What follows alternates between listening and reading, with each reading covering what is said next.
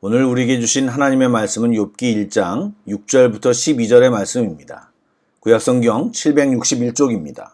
욥기 1장 6절부터 12절의 말씀을 드라마 바이블로 낭독합니다. 하루는 하나님의 아들들이 와서 여호와 앞에 섰고 사탄도 그들 가운데 온지라. 여호와께서 사탄에게 이르시되 내가 어디서 왔느냐? 사탄이 여호와께 대답하여 이르되 땅을 두루돌아 여기저기 다녀왔나이다. 여호와께서 사탄에게 이르시되 네가 내 종 욥을 주의하여 보았느냐? 그와 같이 온전하고 정직하여 하나님을 경외하며 악에서 떠난 자는 세상에 없느니라. 사탄이 여호와께 대답하여 이르되 욥이 어찌 까닭없이 하나님을 경외하리이까? 주께서 그와 그의 집과 그의 모든 소유물을 울타리로 두르심 때문이 아니니까. 주께서 그의 손으로 하는 바를 복되게 하사 그의 소유물이 땅에 넘치게 하셨음이니이다. 이제 주의 손을 펴서 그의 모든 소유물을 치소서. 그리하시면 틀림없이 주를 향하여 욕하지 않겠나이까? 여호와께서 사탄에게 이르시되 내가 그의 소유물을 다 내 손에 맡기노라. 다만 그의 몸에는 내 손을 대지 말지니라. 사탄이 곧 여호와 앞에서 물러가니라. 샬롬, 좋은 아침입니다. 주님의 은혜와 축복이 오늘도 여러분 모두에게 함께 하시기를 기원합니다. 기도하겠습니다. 우리를 잘 아시는 하나님, 오늘도 저희들이 주님 앞에 머물며 주님을 부릅니다. 이 시간 예배를 드릴 때 예배의 감격이 우리 모두에게 충만케 하여 주옵소서. 늘 넘어지는 저희들이지만 주님 손 꼭 붙잡고 다시 일어서는 이 예배 시간이 되게 하여 주옵소서. 살아계신 예수님의 이름으로 기도드립니다. 아멘. 우리는 어제 욥에 대한 성경의 소개를 살펴보았습니다. 그는 하나님과의 관계도 사람들과의 관계도 정말 좋은 사람으로 소개가 되었습니다. 또한 그와 그의 가정 모두가 하나님이 주신 풍족한 복을 받고 살고 있으며, 그리고 그 풍족함 속에서도 욥은 방심하지 않고 하나님 앞에서 순전한 모습을 계속해서 가지고 있다고 성경 저자는 설명하였습니다. 그런데 성경이 갑자기 욥의 이야기에서 천상 회의의 장면으로 바뀌었습니다. 6절에 보니 하나님께서 하나님의 아들들과 심지어는 사단도 회의에 참석하여 대화를 나누고 있습니다. 하나님의 아들들은 하나님을 섬기는 천사들을 의미하고 아들들이라는 표현으로 하나님과 밀접한 관계를 나타내고 있습니다. 이 호칭이 신약에는 성도들에게 명명되었고 역시 하나님과 친밀한 관계를 갖는 존재의 의미가 들어가 있습니다. 하나님과 사탄의 대화를 살펴보시면 하나님의 질문에 사탄은 보고하는 형식으로 대답하고 있습니다. 저희는 궁금합니다. 왜 사탄이 천상 회의 자리에 있는지, 그냥 지옥에 넣어버리면 참 좋겠는데 왜 하나님은 사탄의 말을 듣고 계신 건지, 또 대화 후에 결정하신 내용도 이해가 쉽지 않습니다. 그러나 한 가지, 하나님은 자신의 백성들에게 좋은 것을 주시는 분임을 믿고 성경을 읽어갈 때 우리는 새로운 은혜로 나아갈 수 있게 됩니다. 그리고 이 장면을 읽을 때 우리는 두 가지를 꼭 알고 넘어가야 합니다. 첫 번째는 시간과 공간에 제한되어 사는 존재인 인간이 도저히 알아차릴 수 없는 세계가 있고 그 세계의 결정이 사람이 사는 세상들의 일들을 결정한다는 것을 우리는 알아야 합니다. 즉, 이 세상이 끝이 아니고 다가 아니라는 사실입니다. 다만 이 회의가 실제 눈에 보이는 것처럼 똑같이 일어나느냐에 대해서는 많은 신학자들이 동의하지 않고 있으며 성경을 읽고 있는 독자들의 이해를 돕기 위해 풍류법으로 쓴 문학적 표현이 아닌가 생각합니다. 하지만 분명한 것은 어떤 형태의 회의가 있었고 그것으로 인해 지상세계 일들이 결정된다는 사실입니다.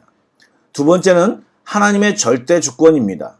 온 세상을 주관하시는 분이 하나님이시고 사탄도 하나님의 허락 없이는 아무것도 할 수 없습니다.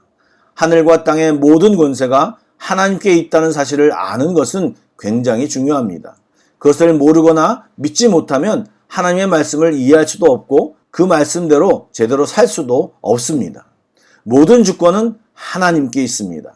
때로는 우리가 이해할 수 없는 상황조차 하나님의 주권 아래에 있다는 사실을 우리가 인정할 때 우리의 신앙의 폭은 훨씬 넓어질 것입니다. 그리고 하나님과 사탄의 대화 중에서 우리는 하나님이 욥에 대해 말씀하신 부분을 잘 봐야 합니다. 하나님께서는 욥을 가리켜 내 종이라고 칭하셨습니다. 하나님이 욥을 종이라고 부르신 것은 욥이 하나님의 일을 행하는 사람이었다기보다는 아브라함, 이삭, 야곱을 종으로 부르셨던 것처럼 그가 하나님께 속해 있음을 뜻하는 것입니다. 예, 하나님의 종이라는 표현은 곧 욥이 하나님의 소유, 하나님의 자녀라는 뜻입니다. 사도 바울이 자신을 그리스도의 종이라고 소개한 것과 같습니다. 성도는 하나님께 속한 사람이요 하나님의 소유이며 하나님의 자녀인 것입니다. 하나님께서는 당신의 종 욥이 하나님을 경외하고 악에서 떠난 자라고 말씀하십니다. 욥은 하나님의 자랑인 것입니다. 우리의 자녀들이 뭔가 잘했을 때 우리는 자연스럽게 다른 사람에게 우리 자녀들을 자랑합니다. 반대로 우리 자녀들이 뭔가 실수를 하거나 사고를 쳤을 때는 변명을 합니다. 우리 자녀가 순간 실수한 것이고 원래는 그렇지 않다고 말하며 이제 곧 괜찮아질 것이라고 한없이 좋게 평가를 합니다.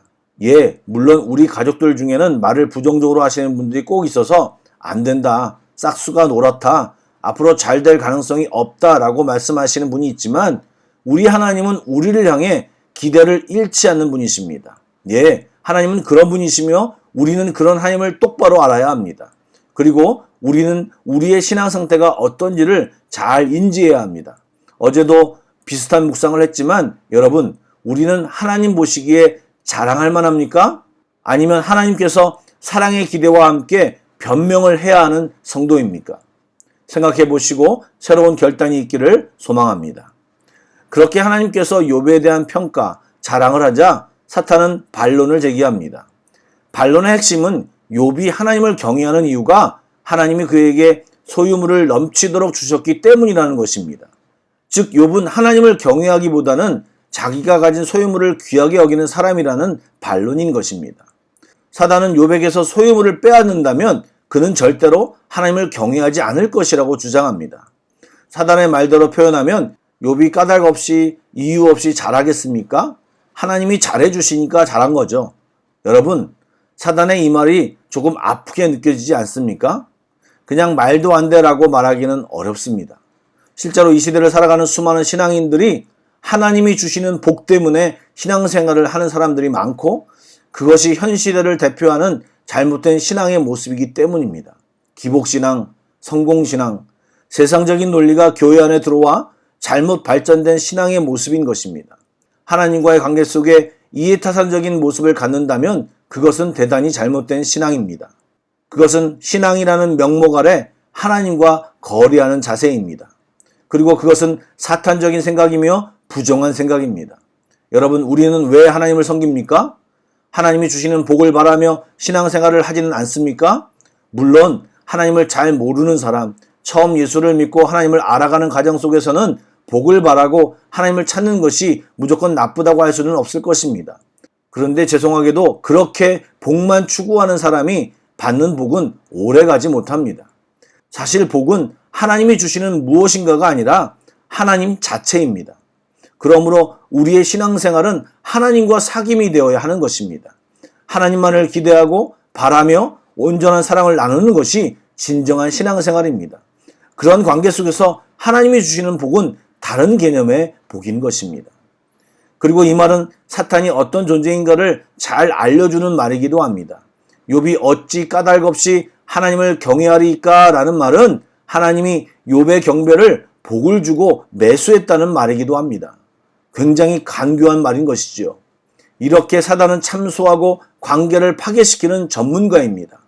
우리가 하나님이 주시는 말씀과 지혜가 없다면 너무나도 쉽게 그 술수에 휘말려 갈 수 있습니다. 사랑할 대상을 사단의 간교한 술수로 미워하고 저주하는 대상으로 바꾸지 마시고 사단을 대적하고 사랑해야 할 대상을 온전히 사랑하는 우리 모두가 되기를 축복합니다. 하나님은 사탄의 주장을 들으시고 욥의 모든 소유물을 사탄의 손에 넘기십니다. 그러나 그의 몸을 치는 것은 허락하지 않으셨습니다. 이 같은 결정은 하나님이 욥을 시험하는 것처럼 보일 수도 있습니다. 그러나 본문의 내용을 주의 깊게 보면 하나님은 욥이 소유의 유무에 상관없이 당신을 경외하고 있음을 알고 또 신뢰하고 계셨습니다. 하나님은 우리를 시험하는 분이 아니십니다. 그분은 우리를 지키시고 우리의 믿음이 흔들리지 않도록 붙드시는 분입니다. 하나님은 욥의 신앙을 굳건히 신뢰하였기에 사단의 행동을 허락하신 것입니다. 하나님은 욥의 신앙을 확신하고 자랑스럽게 여기셨습니다. 그러므로 아이러니하지만 성도에게 오는 고난은 성도를 향한 하나님의 신뢰의 표현이기도 합니다. 고난 속에 있을 때 믿음을 잃지 않고 하나님을 부르며 하나님께 더 나아가 하나님의 신뢰에 화답하고 하나님이 주신 힘으로 승리하기를 원합니다. 물론 지난주 주일 설교 때도 말씀드렸지만 모든 고난을 그렇게 생각하면 곤란합니다. 하지만 여러분, 분명한 것은 소유의 유무가 우리의 믿음을 시험하는 도구가 되어서는 안 될 것입니다. 하나님은 우리에게 가장 좋은 것을 주시는 분이십니다. 이제 욥기가 끝나갈 때 아시겠지만 욥은 긴 고난 뒤에 하나님을 더 알게 되며 하나님을 더 신뢰하게 되었고 놀라운 축복을 받는 경험을 하게 됩니다. 여러분, 고난은 힘들지만 또한 하나님을 경험하는 귀한 시간이며 하나님께 우리의 믿음을 보여드리는 귀한 시간이기도 합니다. 꼭 잊지 말아야 할 것은 사단은 온갖 방법을 동원하여 우리를 넘어뜨리려고 최선을 다하고 있습니다. 여러분, 우리는 우리의 아버지 되신 하나님과 함께하며 날마다 승리하기를 축복합니다. 아멘. 기도하시겠습니다. 사랑의 하나님, 우리의 신앙도 하나님이 자랑하시고 신뢰할 만큼 신실하기를 소망합니다. 우리가 세상의 가치에 영향을 받아 하나님보다 하나님이 주시는 것에 더 집중하는 경향이 있음을 솔직히 고백하며 용서를 구합니다. 주님과 사귐의 기쁨을 알게 하여 주옵소서. 그 놀라운 비밀과 감격을 우리 삶 속에서 발견하며 살게 하여 주옵소서. 오늘도 기도하며 주일을 잘 준비하게 하시고 쉼과 평안이 넘치는 하루가 되게 하여 주옵소서. 살아계신 예수님의 이름으로 기도드립니다. 아멘. 계속해서 찬양 한 곡을 묵상하시고 합심 기도와 개인 기도로 나아가겠습니다.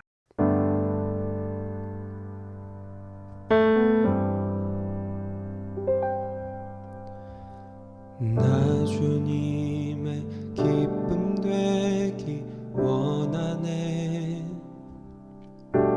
내 마음을 새롭게 하소서. 새 부대가 되게 하여 주사 주님의 빛 비추게 하소서. 내가 원하는 한 가지 주님의 기쁨이 되는 것. 내가 원하는 한 가지 주님의 기쁨이 되는 것. 겸손히 내 마음 드립니다. 나의 모든 것 받으소서. 나의 맘 깨끗게 씻어주사 주의 길로 행하게 하소서. 내가